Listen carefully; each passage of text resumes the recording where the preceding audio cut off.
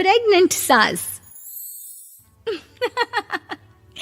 जमाना कितना भी बदल जाए, इतना भी नहीं कि बहू घर आए और सास गर्भवती दिख जाए।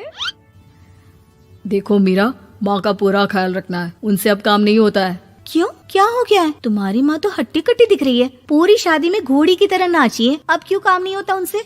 वो माँ प्रेग्नेंट है ना, बच्चा होने वाला है। मैं कभी भी भाई बन जाऊंगा इस साल के अंत तक। क्या बोल रहे हो? वो सर पर हाथ रखकर बैठ जाती है। यार पहले क्यों नहीं बताया? कैसा मजाक है ये?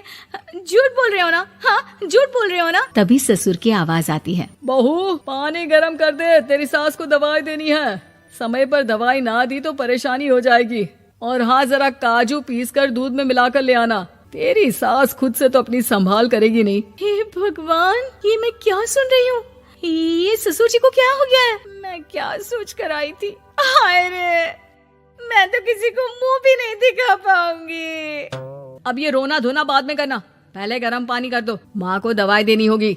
और हाँ, रात को माँ के पैरों में तेल लगा देना। बहू को गुस्सा आ जाता है, वो बड़बड़ करती किचन में जाती है जहाँ उसका ससुर खड़ा होता है। एक बड़ी जिम्मेदारी है हम सबके सर ऊपर। इस उम्र में माँ बनना खतरे से खाली नहीं होता। हाँ हाँ पता है, तो क्यों बन गई माँ? अरे खतरे से कम नहीं है तो क्या जरूरत थी लल्ला पैदा करने की? कैसी बात कर रही हो बहू? क्या तुम खुश नहीं कि घर में एक नया मेहमान आएगा, छोटे छोटे पैरों से पूरे घर में घूमेगा? पिताजी, ये हाथ जोड़े आपके, आप यहाँ से जाओ।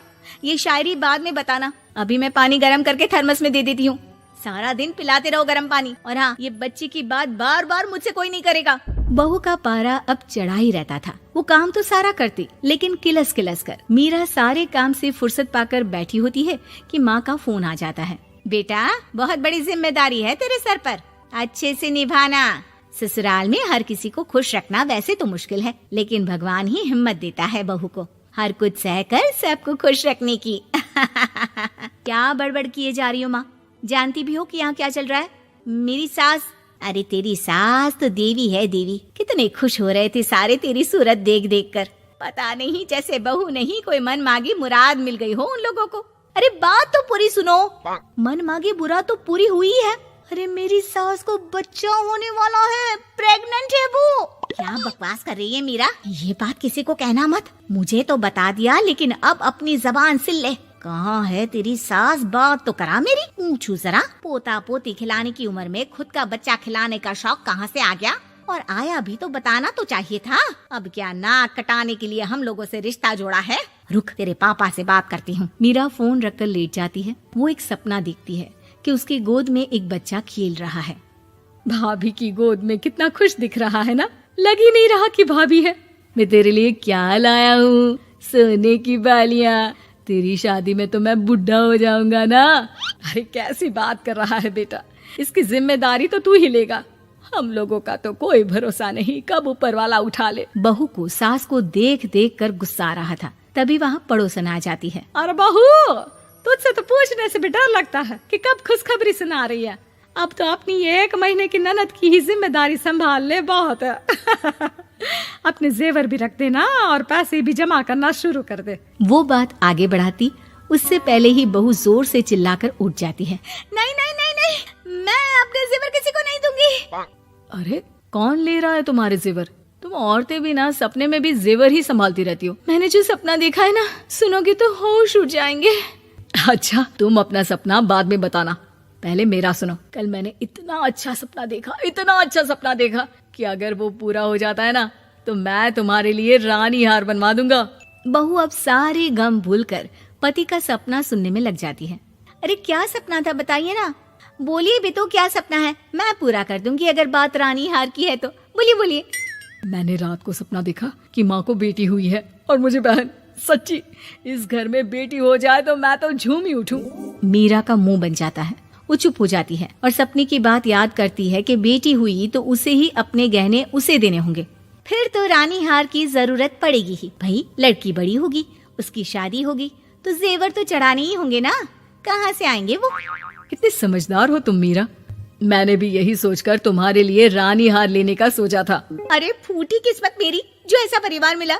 मेरे पापा की तो मैं अभी क्लास लगाती हूँ, जो सब जानते हुए भी ऐसे परिवार में मेरी शादी कर दी। बहू पिता को फोन लगाने ही वाली होती है कि ससुर की फिर से आवाज आती है। बहू गर्म पानी ले आ जल्दी, थर्मस में खत्म हो गया है। बाद में खबर लेती हूँ मैं पापा की, पहले सास को गर्म पानी दिया हूँ। बहू अभी किचन में काम कर ही रही थी कि मीरा के मम्मी पापा आ जाते हैं। वो हाथ में ढेर सारे फल लेकर आते हैं। मीरा के पिता मीरा के ससुर से कहते हैं, लीजिए भाई साहब, ये फल रखिए, बहन जी को खिला दीजिएगा। वैसे कैसी है उनकी तबीयत?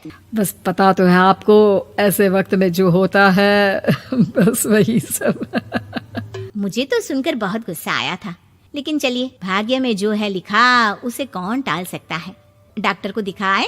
हाँ हाँ, बस डॉक्टर आने ही वाला है। अच्छा हुआ आप लोग भी आ गए। उतने में एक सुंदर सी लेडी डॉक्टर आती है। पेशेंट कौन है आप? अरे नहीं जी, मैं तो बहू हूँ इस घर की। मैं तो अभी सोच भी नहीं सकती पोता या पोती के बारे में। अभी तो मेरी सास ही। अरे चुप हो जाना, देख तो ले, डॉक्टर है ये, किसी के भी सामने गुस्सा फोड़ देती है। डॉक्टर कमरे में जाती है और थोड़ी देर बाद बाहर आ जाती है। पीछे से सास भी निकल आती है। हे भगवान, इतना दुख तो किसी को भी ना दे जितना मुझे दिया है। देखिए बहन जी, आप लोगों को तो ये सोचना भी नहीं चाहिए था। वही तो मैं भी कह रही थी कि आप लोगों के लिए तो सोचना भी गुनाह है, लेकिन अब पछताए होत क्या जब चिड़िया चुग गई खेत। डॉक्टर वहाँ से चली जाती है। मैं माँ नहीं बन सकती, मैं प्रेग्नेंट भी नहीं हूँ। ये कैसे? तुम तो बोल रही थी कि अरे वो गैस का दर्द था और पेट भी गैस से फूल रहा था। डॉक्टर ने चूर्ण दे दिया है, गर्म पानी से फांकना है। मैं अभी लाती हूँ गर्म पानी। अरे मैं तो गीजर ही लगा देती हूँ। हाय रे, खुशी के मारे पागल ना हो जाओ।